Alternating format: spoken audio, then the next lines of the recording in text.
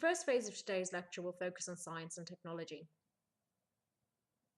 For a long time, the history of science was very much on the borders of historical inquiry. Inventions, discoveries, scientific theories were, well, yes, they were important, but they weren't considered in the same league as kings, queens, battles, and treaties, the proper subjects of history.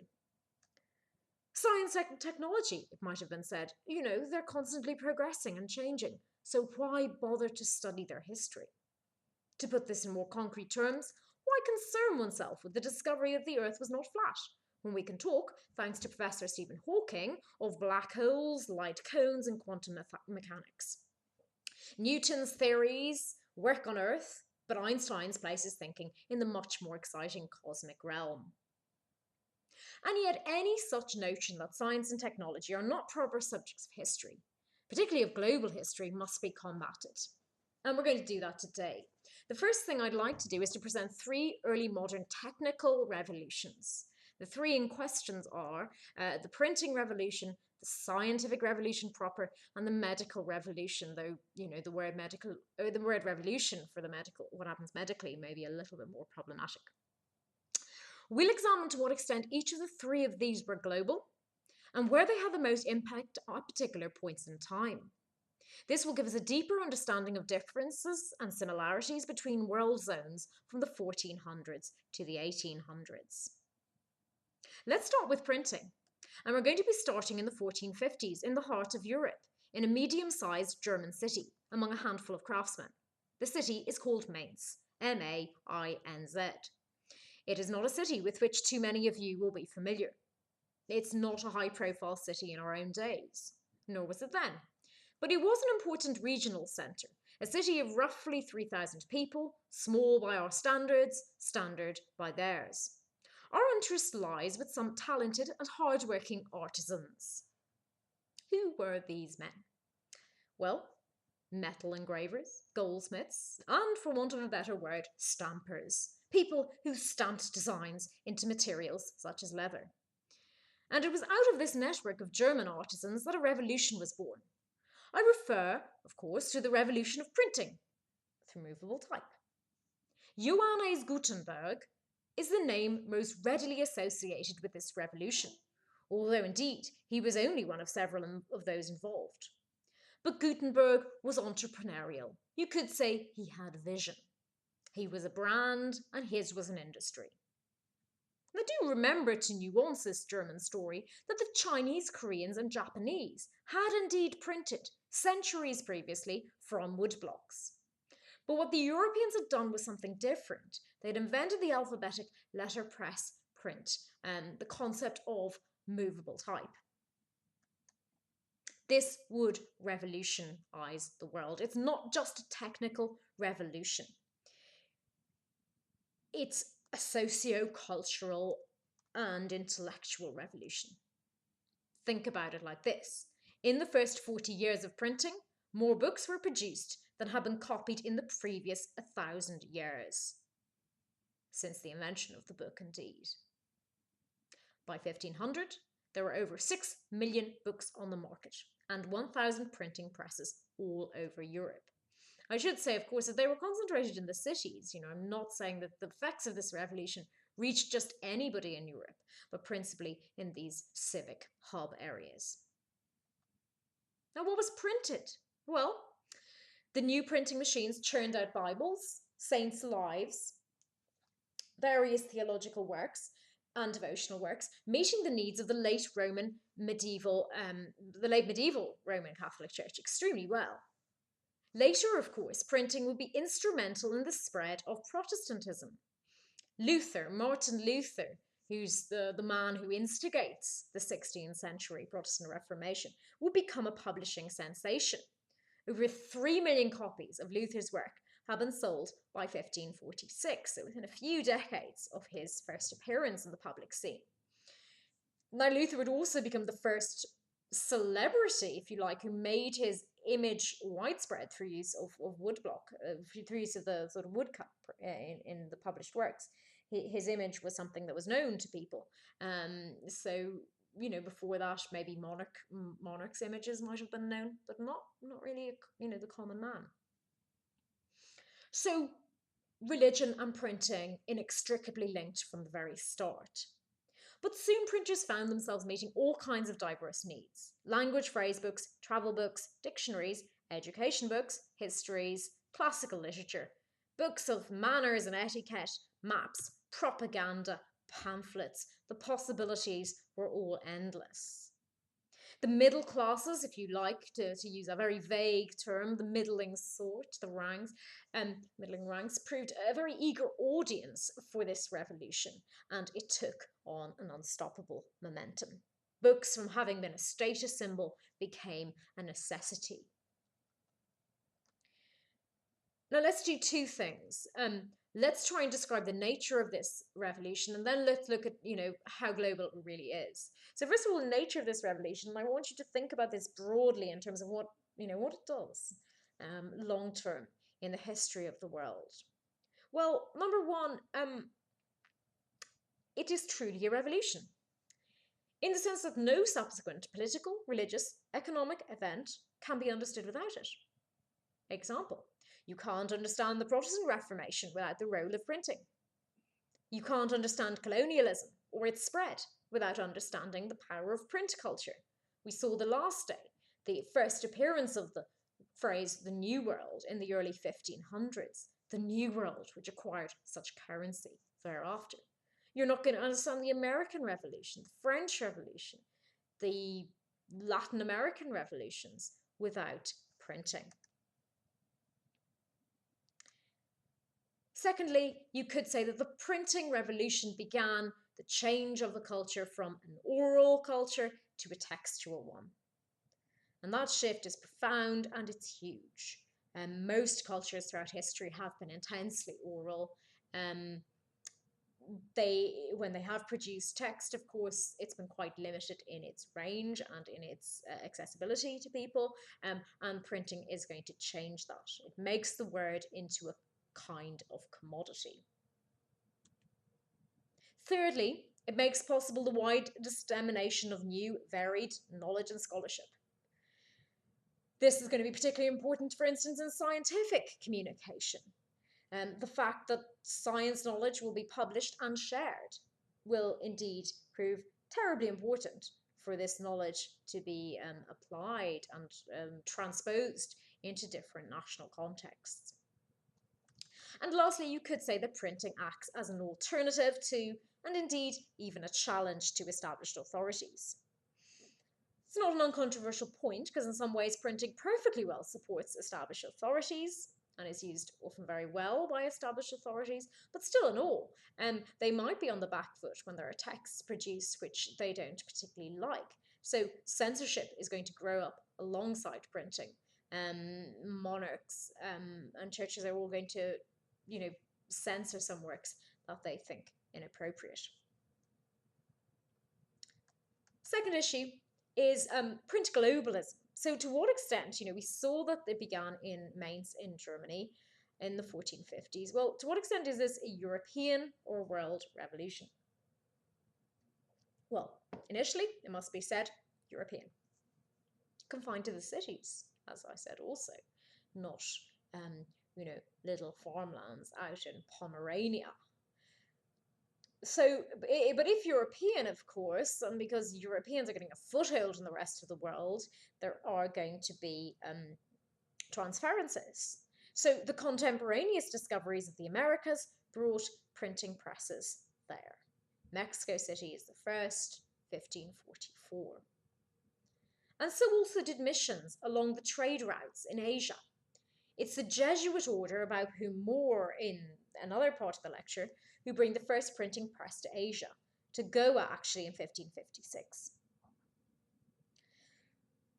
But, despite there being these evidence of printing press in Asia and in the Americas, it was a very staggered global revolution, I must say. For example, for religious reasons, printing in Arabic was banned in the Ottoman Empire until 1729. So subversive was it thought to be that it actually was a death penalty offence. So bizarrely, the very oldest Quran that we have that was printed was in Venice, was in Christian Venice, printed for a Muslim market, which just shows you that not every Muslim could have thought it, a subversive thing to do, but clearly officially it was. Really, you'd have to say that it wasn't until the steam-powered press of the 19th century a thorough global revolution was achieved. So it's not until after industrialization and after more full forms of globalization than had been reached in the early modern period. And then you're talking about mass production of 1 million pages a day by machines. Gutenberg probably didn't even dream it. In fact, almost certainly didn't. So I think it is important to bear in mind that some countries don't have their printing revolution until a lot later than Europe does. And already Europe has gotten there with millions of books, millions of published books, and that in itself is a form of power. Second revolution I'd like to talk about today is the scientific revolution. Think for a moment about the word science. It originally and for many centuries meant knowledge. Just that, knowledge. Strip away everything else you associate with the word. Get it back to basics. Now, of course, it's generally applied to particular forms of knowledge, isn't it? Those based on empirical evidence and encompassing the fields of physics, chemistry, and biology, and so forth. As such, it is often called the natural sciences. But in the period in which we are investigating it, at least in the West, it's called natural philosophy. So today's scientist was their natural philosopher. They don't have this word scientist until the 1800s, okay? And that's an important distinction in itself. Natural philosopher, philosophy meaning love of wisdom.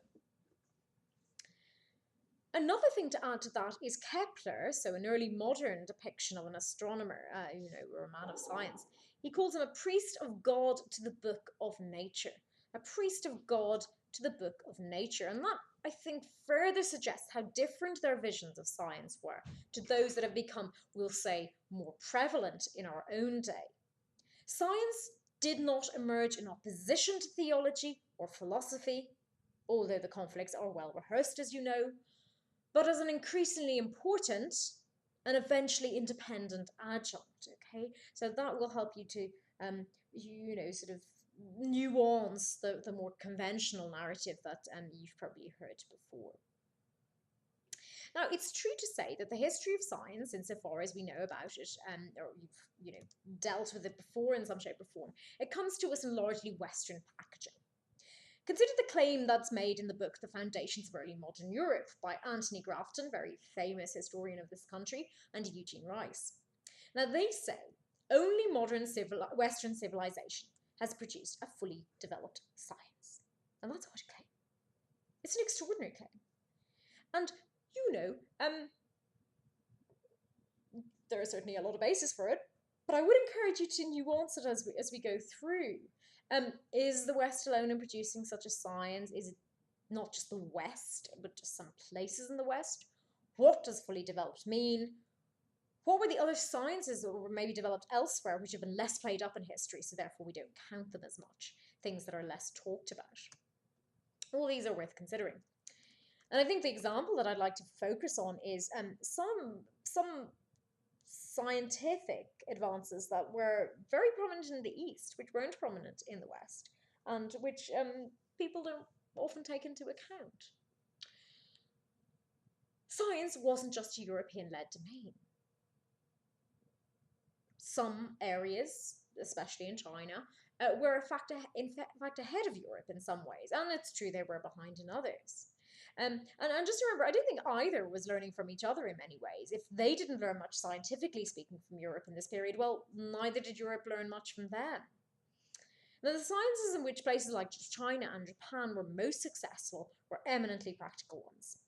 Give you a couple of examples, which will help you to offset this sort of Western focus.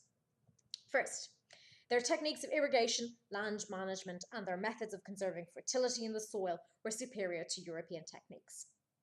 If agricultural science is taken into account as a genuine science, China had the highest agricultural yields in the world. Secondly, they were more efficient at and competent in the production of textiles. Even the poor in the East wore cotton. They had a greater range of dyes for their textiles. Now, that shouldn't surprise you at all. We know from previous lectures that China was a world leader in fabrics, that everyone wanted to get their hands on their fabulous silks. Third, there's a matter of their usage of water. It was safer drinking water in China and Japan, and water transport itself was much more developed in China than it would have been in Europe, up till the late 1700s, we'll say. If the scientific application of energy is taken into account, energy use was pretty much comparable in Europe and China up until 1700. And then Europe does pull ahead. Not until then, okay? So you can't backtrack that story unnecessarily. Now, these kind of 3 or 4 facts, they adjust the usual story that is told of science in this period. They invite us to focus just as much on the practical aspects of science as on more theoretical discoveries. We could say that, well, a particular kind of science flourished in particular hubs of the West, and another kind of science flourished in the hubs of the East. Now, it so happened that Western science, which I will proceed to talk about, is going to form the basis of a global industrial and, technical revolution. So you could say it is going to be more consequential in the long run. And that's true. I mean, the language today of science, the international language of science, it does have its origins in this period in Europe, for sure. But what I'm saying is we don't necessarily want to play that story before it takes place. We can't see that necessarily in the mix back in 1600, unless we're using our sort of perfect vision of hindsight. Now, to further nuance the picture of a Eurocentric scientific tradition, I must point out that one of the foundations of a European-style scientific revolution in the early modern era was not of European origins at all, but was rather Islamic.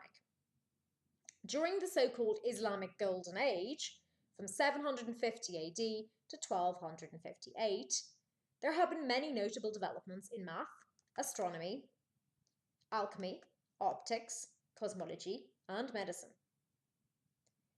These Islamic scholars were the ones to integrate much ancient knowledge, Indian, Assyrian, Iranian, Greek, which then went on to provide an important base for subsequent scientific learning.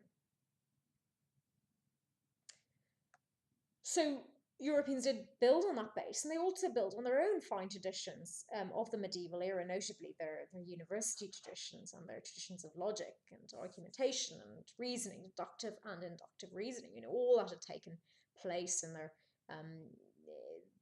those habits of thinking had taken place and had been emphasized in the medieval universities, which of course they invented. Well, now let's look at the scientific revolution proper in the West. Takes place, you could say, from about 1500 to 1700. A couple of key moments I want you to know about, and we are simplifying, of course, but for my money, these are they're kind of bookends, if you'd like, and certainly worth having a few facts about. First one will be 1543, and it's the publication of Copernicus's The Revolution, or On the Revolution of the Celestial Spheres. Copernicus argues that the Earth and planets revolve around the Sun. This is revolutionary. Previously, everything, from the Greeks, the Bible, to Thomas Aquinas, had suggested the contrary. According to Ptolemy, the Sun and planets revolved around the Earth. And now suddenly, a man was saying, actually, the world isn't Earth-centered, or actually centered around the Sun, heliocentricity. Now, this is what's known as a paradigm shift. And a paradigm shift is when not just your views change, but it changes your whole way of looking. In other words, it's not just the picture that changes, it's the frame too. And subsequent scientists are going to work within this Copernican paradigm for astronomy. The second moment it happens in England. Copernicus wasn't an empirical scientist. He had an intuition. He didn't have any proofs really as such, or at least not empirical proofs. But the earliest proponent of the value of experimental methods in science was an Englishman, Francis Bacon. More than anyone, he set the idea of experiments up as a methodology of the natural philosopher. And that was an interesting shift as well, because, people up to that had thought, experiments were for craftsmen, they were for artisans. Um, the higher the intellectual pursuit, the more abstract it was. Yeah? And he's saying, well, actually, no, we need to experiment. We need this empirical method. Third moment of note is Galileo Galilei's dialogue that he writes concerning the two chief world systems in the late 1500s, early 1600s. Now, he also lays down groundwork. He has been called the father of science and the father of physics. But one of the things that he did was that he proved Copernicus was right. Okay, so Copernicus had the intuition, and Galileo said he actually proved it. Facts, figures, using his telescopes, etc. So a totally different kind of discovery, a totally different kind of finding, a different methodology. And the fourth key moment is Isaac Newton's Principia Mathematica of 1687. In this work, Newton demonstrated how a universal force, that of gravity, applied to all objects in all parts of the universe. 4 moments for men: Copernicus, Bacon, Galileo, Newton. They set the scene for an entire scientific revolution. But let's, instead of dwelling on, theories and the science itself, which is obviously interesting, but for us maybe less relevant, let's try and gauge the effects of this scientific revolution on global history. Because like with printing, the global effects are going to be staggered, but deeply consequential. Let's give some ideas. Number 1, science gave people more control. Science increasingly gave people a sense of management or control over nature. It changed ideas about what was possible. It gave many people a sense of progression, a feeling that challenges could be met and overcome gradually, a feeling that history was moving inexorably forward through scientific applications. I'll give you an example. From France, 1699, a science lover called Bernard de Fontenelle. And he's speaking to the French Academy of Sciences, and he says, one day we shall be able to fly to the moon. We shall be able to fly to the moon. Now, 1969 was a long way, but the dream was already more real in 1699 than at any point previously. I don't think they could have said in 1450. I don't think they could have used the future tense with the same kind of confidence that he used it in 1699. Secondly, in some ways, science improved the quality of life. The theories might have been abstract, but applications could give very practical benefits. The improvement of lenses so that you could see, the draining of marshes, the keeping of accurate time, the magnificence of your public buildings, usages of pumps, of canal locks, those two thanks to Newtonian mechanics. All this could have a bearing very positively on people's lives, their quality of lives. It's a really interesting poem as an illustration of this, written by a Chinese man in the 1500s, Con Shangren, you needn't remember his name, but he was suffering from myopia for years. Anyway, the poem is called The Peach Blossom Fan, and it goes, white glass from across the western seas is imported through Macau. Fashioned into lenses big as coins, they encompass the eyes in a double frame. I put them on. It suddenly becomes clear. I can see the very tips of things and read fine print by the dim lit window, just like in my youth. The man is just putting on his glasses. It's not exactly earth-shattering for us, but nevertheless, it reflects the fact this is a new import. The Chinese are importing these glasses from the Portuguese in Macau, and this makes obviously a huge difference to one man's life.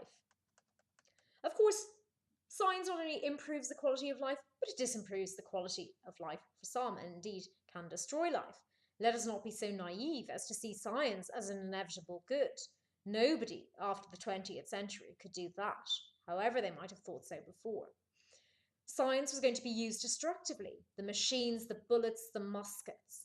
So many of its applications were going to be harnessed towards violence and warfare. And more on that in the second part of the lecture on military matters, so bear that in mind. There's a way in which science changed people's mentalities. Hard to get at, really, but there is a sense when it may have off-centered human beings. John Gribben, in his book The Scientists, begins it with the provocative remark that the most important thing that science has taught us about our place in the universe is that we're not special. I should say that many people entirely disagree, including many of our most notable scientists. Martin Rees, the professor of astronomy at Cambridge, the Regis Professor for the Astronomer Royal, very well-known scholar indeed. But I was at a talk he gave in Cambridge once, and at the end of the talk he said, well, whatever I've seen in the galaxies, nothing is as complex as a single human being. So I was much comforted to one mightn't have understood all the abstract material he was talking about, but when he was talking about the humanities, we were on terra firma.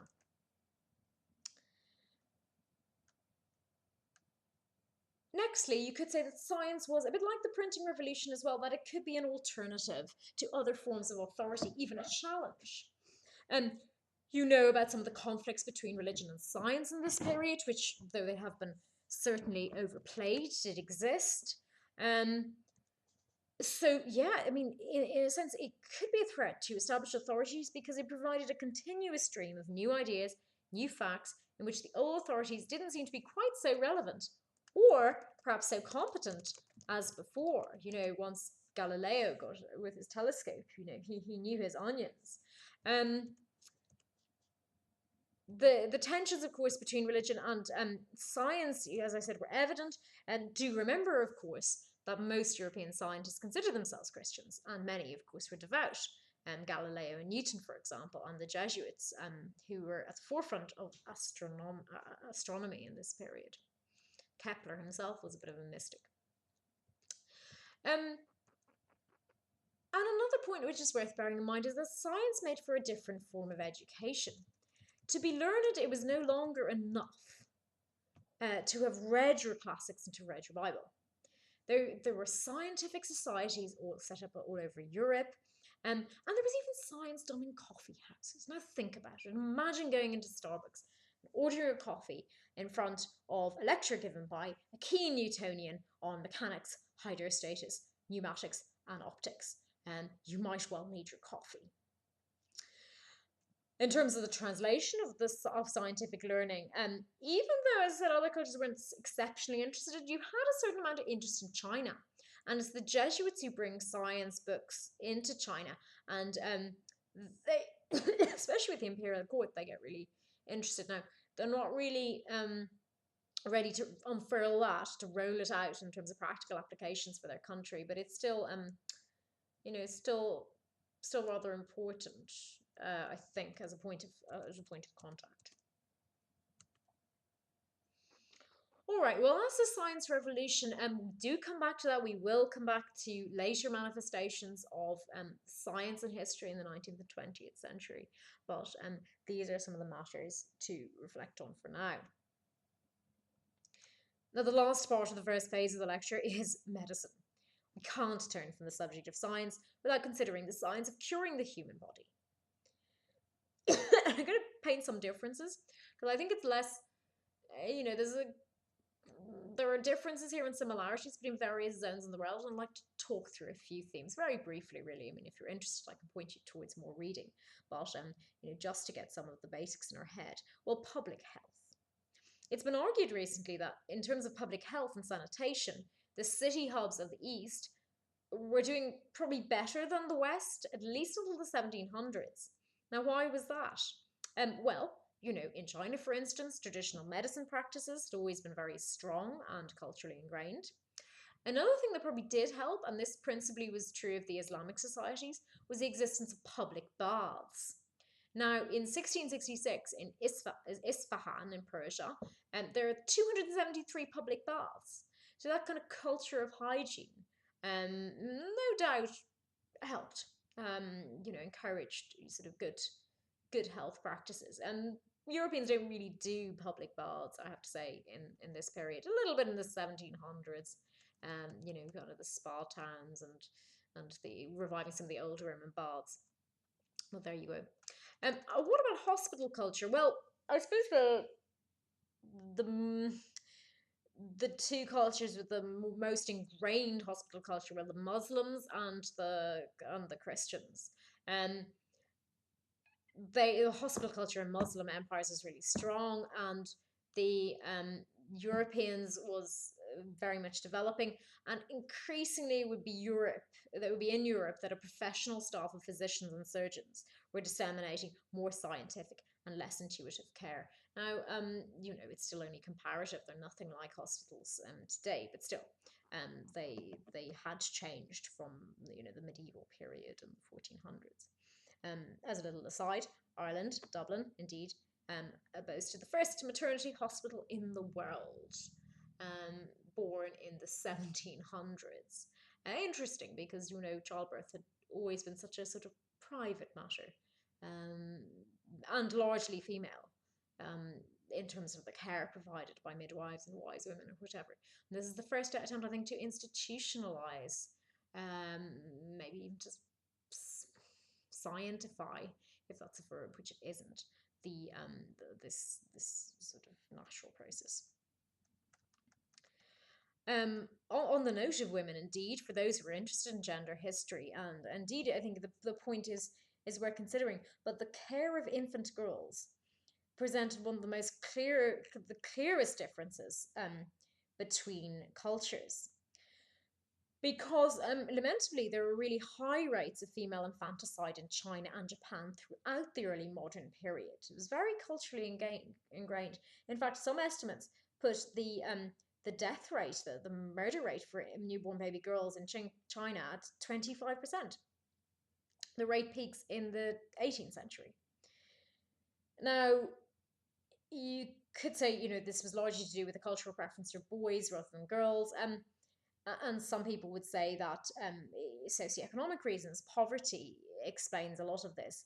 However, I should say that in Japan, female infanticide was more common among the rich than the poor. So it looks as if the cultural preference for boys was weighed much more heavily than any sort of financial pressure. And lastly, as regards understanding. As regards understanding the workings of the body as a mechanism. It was indeed Western Europe that became more advanced than anywhere else in the period. No surprises given the nature of its own scientific revolution. Islam had forbidden dissection of corpses. I don't think Christianity was particularly comfortable with it at the start, but it didn't have a problem with it eventually. For medical purposes. And so in 1543, Andreas Vesalius wrote his On the Structure of the Human Body, advocating dissection of corpses and anatomical observations. Now, opening up the body opened up the subject. Discoveries just tumbled out after that when they actually realised they could observe what was going on. In 1628, William Harvey, Englishman, wrote his great work on the motion of the heart and blood in animals, in which he presented the startling fact that the heart pumps 60 cubic centimeters of blood with every beat, 260 litres an hour, and plenty more facts that would make you sleep if I talked through them further. But there you have it. So, the scientific understanding of the body was much more European property than elsewhere for some religious and cultural reasons. Okay, we'll pause there and we'll come back for more on the subject of war and the military revolution of the early modern period. Thank you very much.